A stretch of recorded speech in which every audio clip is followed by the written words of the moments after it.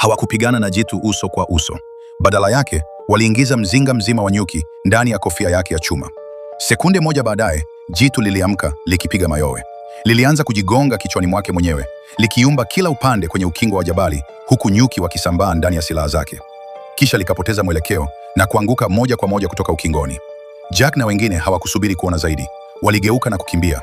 Wakati huo huo, jitu lililoanguka liligonga chini hadi kwenye kambi ya wanadamu iliyokuwa chini, likitetemesha ardhi yote.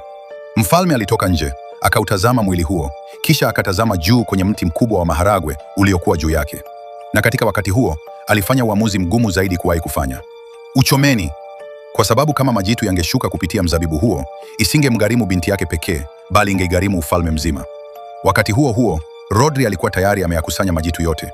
Juu ya mti wa maharagwe, alikuwa ameficha taji la kichawi lililokuwa na uwezo wa kuyadhibiti yote.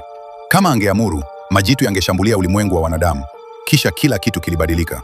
Jitu lenye vichwa viwili lilinusa harufu ya wanadamu waliokuwa karibu, wamejificha katikati ya miamba. Nahodha akaona hiyo ndiyo nafasi yake pekee. Alimrukia Rodrik na wote wawili wakabingirika hadi ndani ya ufa kwenye miamba. Nje, jitu lilianza kuupiga mwamba kwa nguvu, likijaribu kuwafikia. Lakini katikati ya mapambano hayo, nahodha aliweza kumchoma kwa kisu kwanza. Rodrik hakudumu kwa muda mrefu, lakini tatizo halikuwa Rodrik, lilikuwa taji. Kabla nahodha hajalichukua, mkono mkubwa wa jitu uliingia ndani ya ufa huo, ukainua mwili wa Rodrik na kulichukua taji. Jitu lenye vichwa viwili likalivaa. Nguvu za taji zikaanza kung'aa tena, na kwa ghafla, majitu yakapata mfalme mpya.